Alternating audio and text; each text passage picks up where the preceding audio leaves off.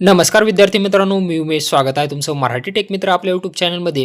तुम्ही जर डिप्लोमा म्हणजे पॉलिटेक्निकचा ॲडमिशन फॉर्म भरत असाल आणि फॉर्म लॉक केल्यानंतर तुमचा फॉर्म हा FC सेंटरकडे व्हेरिफिकेशनसाठी पाठवला जातो. तुम्ही स्क्रुटनी जर सिलेक्ट केलं असेल तर तुमचं फॉर्म व्हेरिफिकेशनसाठी FCकडे पाठवला जातो आणि जर FCद्वारा तुमच्या फॉर्ममध्ये डिस्क्रिपन्सी आली म्हणजे विसंगती आली, ज्याला आपण त्रुटी असे म्हणतो, त्रुटी काढण्यात आली, तर ती त्रुटी दुरुस्त कशी करायची, ती त्रुटी चेक कशी करायची, तर अर्जामध्ये आलेली त्रुटी दुरुस्त कशी करायची याबद्दलची माहिती आज आपण या व्हिडिओमध्ये जाणून घेण्याचा प्रयत्न करणार आहोत. परंतु त्यापूर्वी चॅनलवर नवीन आला असाल तर चॅनलला सबस्क्राईब करा आणि बेल आयकॉनला प्रेस करायला विसरू नका. तर अर्ज लॉग इन केल्यानंतर तुम्ही पाहू शकता FC has marked discrepancy in your application, please resolve discrepancies and resubmit. म्हणजे यामध्ये विसंगती करण्यात आलेली आहे, तुमचा फॉर्म अनलॉक करण्यात आलेला आहे. तुम्ही पाहू शकता इथं तुम्हाला दिसत आहे. संगती काय आहे आपण पाहूयात. विसंगती पाहण्यासाठी तुम्हाला त्यावरती क्लिक करायचं आहे. आता तुम्ही खाली पाहू शकता युअर फॉर्म इज अनलॉक्ड, यावरती क्लिक केल्यानंतर आपल्याला दोन विसंगती दिसत आहेत. काय आहेत पहा.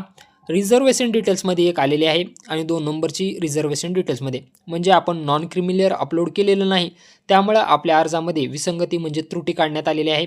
आणि ॲक्शनच्या समोर तुम्हाला क्लिक हेअर बटन दिसत आहे, त्यावरती क्लिक करून तुम्हाला ही विसंगती सॉल्व्ह करता येते. आणि त्यानंतर तुम्ही क्लिक हेअर टू रिकन्फर्मेशन यावरती क्लिक करून परत फॉर्म रिसबमिशनसाठी पाठवू शकता.